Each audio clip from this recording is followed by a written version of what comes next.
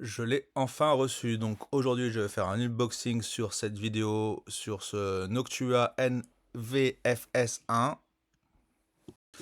Il est rarement en stock. En tout cas, moi, j'ai eu pas mal de mal à l'avoir. J'avais déjà commandé une fois, je l'ai annulé et j'ai essayé de le recommander il y a longtemps et j'ai enfin été livré. Donc le voici, on va faire un petit unboxing. Cela dit, le prix est pas donné concrètement, hein, c'est dans les 100 € plus ou moins. Donc si vous cherchez un ventilateur pour votre bureau, cette vidéo est pour vous et surtout si vous êtes fan des produits Nectua. En tout cas, j'en profite pour vous dire à nouveau merci pour vos commentaires, merci pour votre vue et merci de vous abonner. Alors, on va commencer directement par l'unboxing. Alors bien sûr, comme d'habitude, je vais vous mettre le lien du produit dans la description. Après, c'est vrai qu'il est un petit peu dur à trouver en ce moment, mais bon, n'hésitez pas à regarder. Voici la boîte du NVFS1. Comme d'habitude, avec Noctua, on retrouve un packaging soigné. Sur les côtés, on a un résumé des caractéristiques principales du produit. Pour information, on a un ventilateur de 120 mm, mais vous pouvez très bien mettre un ventilateur de 140 mm. Vous avez le support pour. Je pense d'ailleurs que je vais sûrement m'amuser à remplacer le ventilateur par un ventilateur de ces Arctic, donc à voir dans une prochaine vidéo éventuellement. Alors, j'essaye de vous montrer l'intérieur au mieux. Je ne l'ai pas encore ouvert. On va découvrir ça ensemble. Donc, on a visiblement le ventilateur dans cette première partie. Alors, pour le coup, il a l'air assemblé déjà. Donc, j'avoue que je suis bizarrement un peu déçu. J'aurais préféré moi-même le monter, même s'il n'y a pas grand-chose à faire. Donc, on a le support. On a d'ailleurs le cache qui est possible d'imprimer par vous-même en 3D si vous voulez faire des petites économies. Noctua a libéré le produit, il est disponible en ligne. Vous avez le support qui est en métal. Alors je vous cache pas que je le voyais beaucoup plus petit en fait, il est assez massif. Donc là, c'est le kit avec tous les éléments qui sont, comme je vous disais, préinstallés. Vous pouvez acheter chaque élément individuel. Donc vous avez le NVFS1 qui est l'ensemble. Vous avez, cela dit, la possibilité d'acheter le ventilateur qui est le NFA12 X25 PWM. Bien sûr, les liens dans la description. Ensuite, on a l'amplificateur de ce kit, donc le NA-AA112. Ces petits accessoires vous permettent d'augmenter les performances du ventilateur en créant un flux d'air concentré et puissant. Et pour le support pivotant, du coup, on a le NVFM1 fabriqué en acier robuste. Ce support est vraiment polyvalent. Vous pouvez le fixer sur n'importe quelle surface ou l'utiliser simplement posé sur le bureau.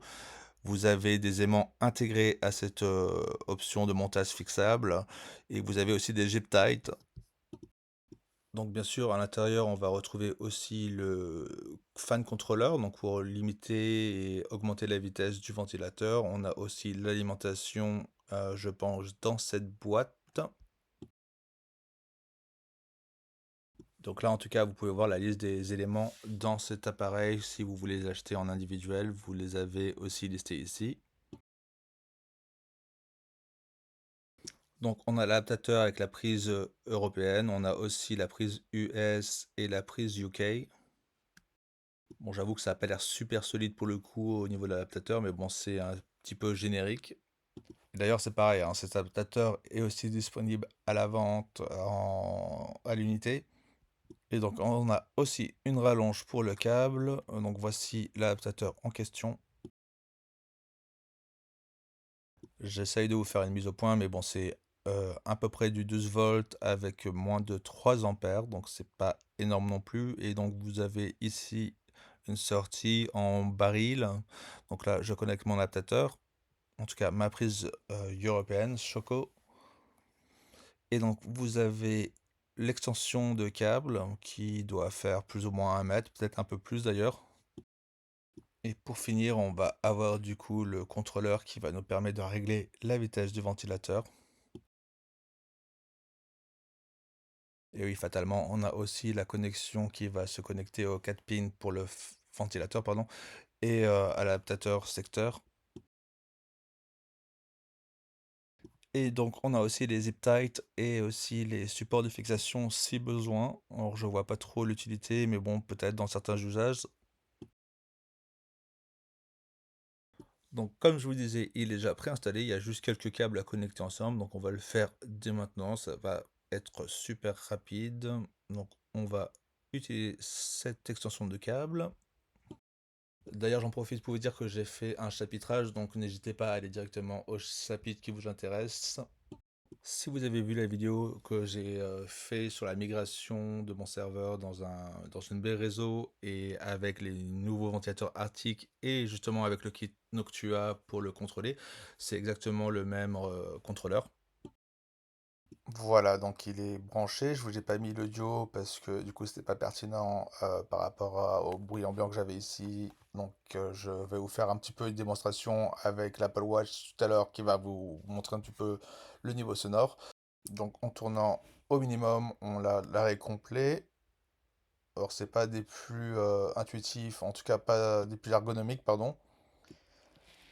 Et donc là, je vais le mettre à fond. Le flux d'air est quand même sympa au final, je m'attendais à moins, c'est pas forcément super puissant non plus, c'est pas comme un vrai ventilateur, donc comme vous avez pu le voir sur ma vidéo sur les ventilateurs, j'avais un Reventa avant pour mon bureau. En tout cas, c'est beaucoup plus discret, c'est beaucoup plus petit et l'air est concrètement suffisant.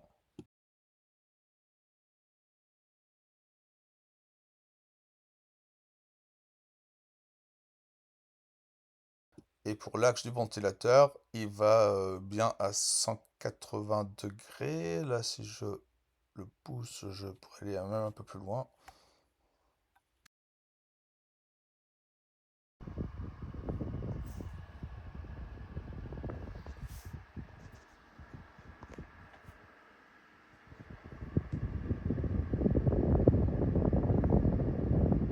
Je vous ai mis la bande son, donc c'est pas forcément agréable. En plus, le micro est pas terrible, donc ça va pas forcément vous aider.